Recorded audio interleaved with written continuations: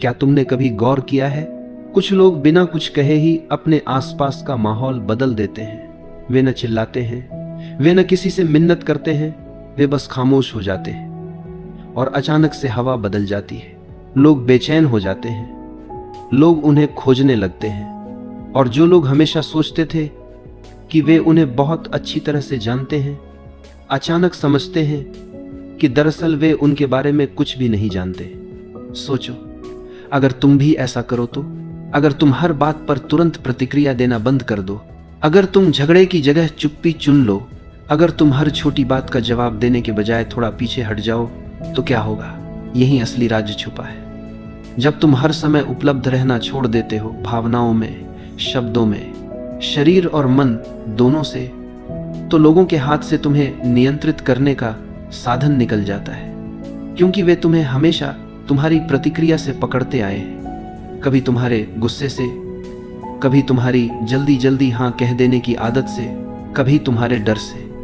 लेकिन जिस दिन तुमने ये डोरें काट दी, उस दिन खेल बदल जाता है और उसी दिन लोग यह महसूस करते हैं कि उन्होंने कभी तुम्हें समझा ही नहीं था।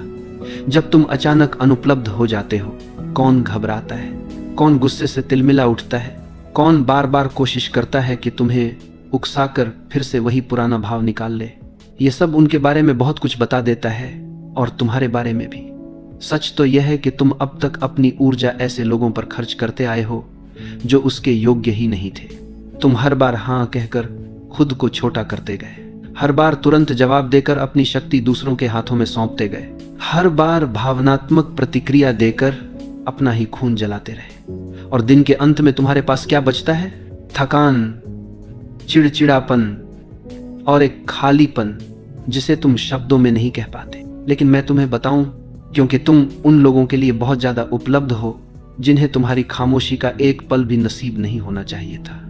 यह जो मैं कह रहा हूं, इसका अर्थ यह नहीं कि तुम दुनिया से मुंह मोड़ लो। इसका अर्थ यह है कि तुम पहले खुद को चुनो।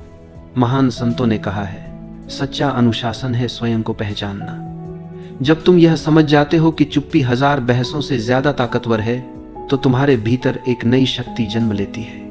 जब तुम पीछे हटते हो, भागने के लिए नहीं बल्कि होश में आने के लिए, तो वह पीछे हटना एक तपस्या बन जाता है। तो अब मैं तुमसे पूछता हूं, कब तक तुम दूसरों की भावनाओं से बंधे रहोगे? कब तक हर बार कठपुतली की तरह नाचते रहोगे जब कोई तुम्हारे घाव पर हाथ रख दे? क्या अब समय नहीं आ गया कि तुम उन डोरियों को काट दो, थोड़ा रहस्यमय बन जाओ? क्योंकि जिस दिन तुम हमेशा उपलब्ध रहना बंद कर दोगे, उसी दिन से सब कुछ बदलना शुरू हो जाएगा। बचपन से हमें यही सिखाया गया है, हमेशा हाँ बोलो, सबको खुश रखो, जल्दी जवाब दो, लोग नाराज न हो। और धीरे धीरे हमें यह भ्रम दे दिया गया कि हमारी कीमत सिर्फ इसी में है कि हम कितने उपलब्ध हैं। लेकिन असलियत बिल्कुल उल्टी है। बहुत अधिक उपलब्ध होना कोई पुण्य नहीं है, यह तो कैद खाना है। जितना तुम उपलब्ध होते हो, उतना ही तुम दूसरों के हाथों का खिलौना बन जाते हो। लोग तुम्हें एक बटन की तरह इस्तेमाल करते हैं। जब ध्यान चाहिए तुम्हें दबा देते हैं, जब दिल बहलाना है तुम्हें ढूंढ लेते हैं, जब उन्हें सहारा चाहिए तुम्हें याद कर लेते हैं, और काम पूरा होते ही तुम्हें किनारे रख देते हैं। कितनी बार तुमने सिर्फ इसलिए मुस्कुराया क्योंकि तुम ना कह नहीं पाए? कितनी बार तुमने थकान के बावजूद जवाब दिया क्योंकि डर था कि कोई नाराज न हो जाए?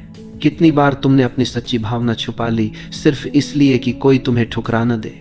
यही है आत्मत्याग, यही है खुद से धोखा, और यही है वह जाल जिसमें आज ज्यादातर लोग फंसे हुए हैं। यहां तक कि हमारी ऊर्जा भी असीमित नहीं है।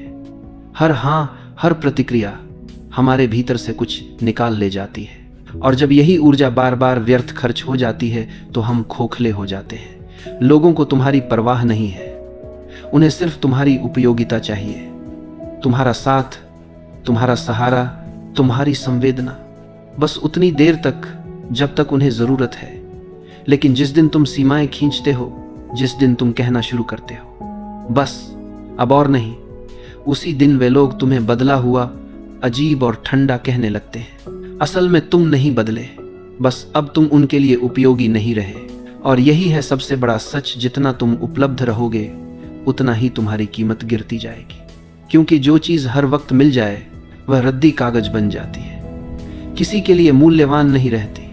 किसी चीज की इज्जत तब होती है जब उसे पाने के लिए मेहनत करनी पड़े, और तुम जब हर समय मौजूद हो तो कोई तुम्हारी कीमत क्यों मानेगा।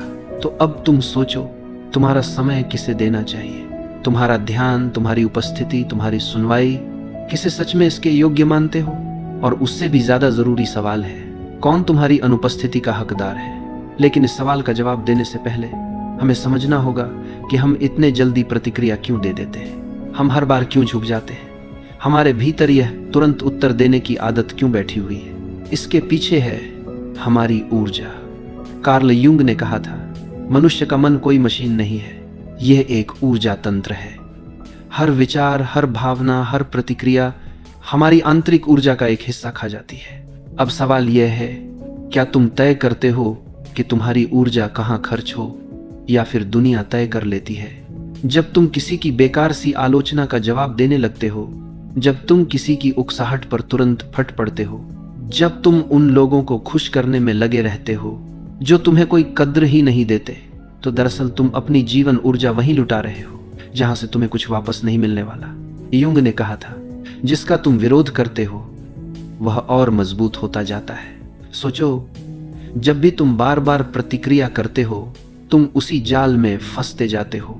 यही वजह है कि बहुत से लोग हमेशा थके हारे रहते हैं। वे कमजोर नहीं होते, बस उनकी ऊर्जा गलत जगह पर बह रही होती है। और जब इंसान लगातार थका हुआ रहता है तो वह असुरक्षित हो जाता है। याद रखो, थका हुआ इंसान शेर नहीं होता, वह शिकार बन जाता है। ऐसे लोग तुरंत पहचान लिए जाते हैं जो तुम्हारी थकान, तुम्हारी बेचैनी, तुम्हारी हर बात पर प्रतिक्रिया देने की आदत का फायदा उठाते हैं। वे जानते हैं कि तुम हर बात पर जवाब दोगे। वे जानते हैं कि तुम्हें ना कहना नहीं आता। वे जानते हैं कि तुम सबका बोझ उठाते रहोगे, और इसलिए वे तुम्हारे कंधों पर अपना बोझ उठाते डाल देते हैं। लेकिन यूंग ने यह भी कहा, सच्चा मन वही है जो ऊर्जा को भीतर बचा कर रख सके। इसका मतलब है, न कहना सीखो बिना अपराध बोध के, चुप रहना सीखो बिना डर के, देखना सीखो प्रतिक्रिया देने से पहले, क्योंकि असली ताकत प्रतिक्रिया में नहीं है, बल्कि सही समय पर सही कदम उठाने में है। कितनी बार तुम पूरी रात सो नहीं पाए किसी अधूरी बातचीत को सोचते हुए? कितनी बार तुम घंटों यह सोचते रहे, मुझे क्या कहना चाहिए था, उसने ऐसा क्यों कहा, मैंने जवाब क्यों नहीं दिया? यह सब ऊर्जा का रिसाव है। तुम बीते हुए साये को जिंदा रखते हो और वही तुम्हें खींचते रहते हैं। ऊर्जा एक ढाल है, जब तुम इसे बचाते हो तो तुम्हारी उपस्थिति अपने आप सम्मान खींचती है। तुम कमरे में प्रवेश करो और बिना कुछ कहे भी लोग तुम्हारी ओर खींच जाएं। यह तभी होता है जब तुम्हारी ऊर्जा भीतर सुरक्षित हो। लेकिन अगर ऊर्जा बिखरी हुई है तो तुम नजरअंदाज कर दी जाते हो। तुम्हारी आवाज भी असर नहीं करती। तुम कमजोर और टूटे हुए लगते हो। तो जरा देखना शुरू करो, कौन सी बातें तुम्हें तुरंत उकसा देती हैं? कौन से शब्द तुम्हें अपना धैर्य खोने पर मजबूर करते हैं? कौन से हालात तुम्हें बार बार खींचकर पुराने पैटर्न में डाल देते हैं? यही तुम्हारे सबसे बड़े छेद हैं। यहीं से तुम्हारी ऊर्जा बाहर निकलती है। और अगर तुम इन बिंदुओं को पहचान लोगे तो धीरे धीरे अपनी शक्ति वापस पा लोगे। लेकिन ध्यान रहे, इसका मतलब यह नहीं कि तुम पत्थर बन जाओ। इसका मतलब है कि तुम सजग बनो, ना ठंडे ना बेमायने, बल्कि सचेत और अपने स्वामी। यूंग ने यह भी बताया था कि जब इंसान अपनी ऊर्जा को सुरक्षित करना सीख जाता है तो दूसरों की परछाइयां उस पर काम नहीं करती। यानी कि जो लोग तुम्हें अपनी छवि में ढालना चाहते हैं, तुम्हें अपनी भावनाओं का आईना बनाना चाहते हैं, उनकी शक्ति टूट जाती है। और यह वही जगह है जहां खेल और गहरा हो जाता है।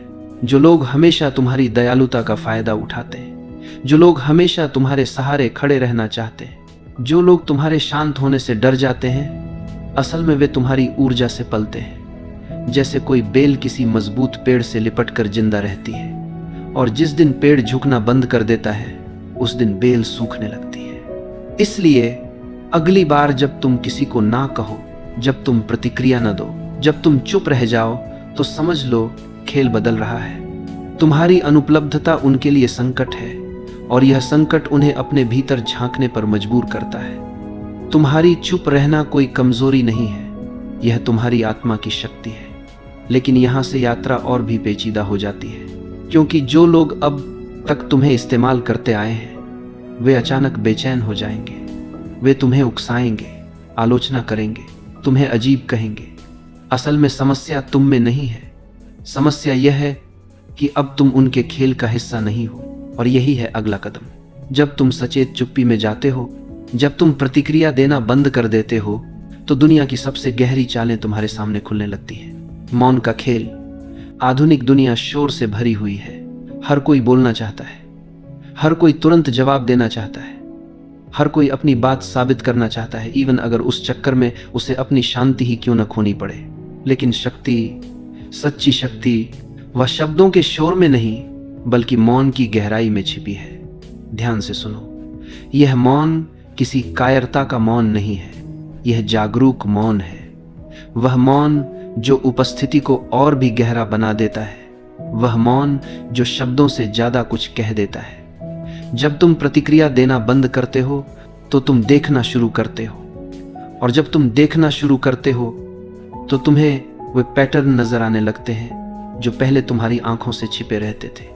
कितनी ही बार तुम देखते हो, वही लोग, वही स्थितियां, वही खेल बार बार दोहराए जाते हैं। मौन में बैठकर यह सब साफ हो जाता है, और जब साफ दिखने लगता है तो तुम्हारे भीतर जागरूकता पैदा होती है। यह जागरूकता खतरनाक है उन लोगों के लिए जो तुम्हें नियंत्रित करना चाहते हैं, क्योंकि जिस दिन तुम देखना सीख जाते हो उस दिन उनका खेल बेकार हो जाता है। तुमने ध्यान दिया होगा, कुछ लोग बेकरार हो जाते हैं जब तुम जवाब नहीं देते, जब तुम सफाई नहीं देते, जब तुम अचानक खामोश हो जाते हो। यह उनकी याद नहीं होती, यह उनका डर होता है, क्योंकि तुम्हारा मौन उनकी कहानी को छीन लेता है। जब तक तुम बोलते रहते हो तुम खेल में फंसे रहते हो, लेकिन जिस दिन तुम चुप हो जाते हो तुम नियम बदल देते हो। और यह असंतुलन उन लोगों को पागल कर देता है जो तुम्हारी हर प्रतिक्रिया पर जीते आए थे। समझ लो, सच्चा मौन आवाज की कमी नहीं है, सच्चा मौन है अपनी ऊर्जा पर अधिकार। यह है वह चुनाव कि किस युद्ध में उतरना है और किस युद्ध को छोड़ देना है। व्यक्ति बनने के लिए दूरी चाहिए, क्योंकि सिर्फ मौन में ही तुम अपनी आवाज सुन सकते हो, दुनिया के शोर से मुक्त होकर। लेकिन इस मौन की भी एक कीमत है। कुछ लोग तुमसे दूर हो जाएंगे, कुछ कहेंगे तुम ठंडे हो, अजीब हो, कुछ कहेंगे तुम घमंडी हो, पर सच यह है कि वे लोग कभी तुम्हें समझना चाहते ही नहीं थे। वे तुम्हें सिर्फ अपनी जरूरतों की नजर से देखते थे। और जब तुम मौन चुनते हो, जब तुम उपलब्ध नहीं रहते, तो वे तुम्हें खोने लगते हैं। लेकिन सुनो, तुम दूसरों को नहीं खो रहे, तुम खुद को पा रहे हो, धीरे धीरे।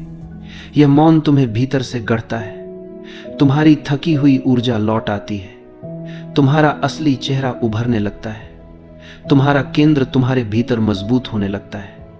और फिर तुम देखते हो, जिन रिश्तों में सिर्फ नाटक था वे गिरने लगते हैं, जिन जगहों में सिर्फ शोर था वहां से दूरी बनने लगती है। हाँ, यह दर्द भी देता है।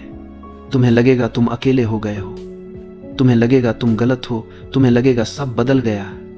लेकिन ध्यान रहे, यह दर्द जन्म का दर्द है। यह अकेलापन कमजोरी नहीं है, यह अकेलापन शक्ति है। जब तुम सबके लिए उपलब्ध रहना बंद करते हो, तब तुम अपने लिए उपलब्ध होने लगते हो। यही है असली पुनर्जन्म, यही है असली स्वतंत्रता। अब कोई भी तुम्हारी डोर खींचकर तुम्हें कठपुतली नहीं बना सकता। अब कोई भी तुम्हारे घाव को कुरेद कर तुम्हें नचाना नहीं जानता, क्योंकि अब तुम मौन में टिके हो, और यह मौन ही तुम्हारी सबसे बड़ी ढाल है। और अंत में याद रखो, यह सत्य, जब तुम हर किसी के लिए उपलब्ध रहते हो तुम सस्ता हो जाते हो। जब तुम मौन चुनते हो तुम अनमोल हो जाते हो। दुनिया में हर चीज जिसकी भरमार हो जाती है उसकी कीमत गिर जाती है, और जो दुर्लभ होता है वह सम्मान पाता है। तो अपने मौन को दुर्लभ बनाओ, अपनी उपस्थिति को कीमती बनाओ, अपनी ऊर्जा को बचाओ, क्योंकि यही है जीवन का सबसे बड़ा अनुशासन, और यही है तुम्हारी असली आजादी।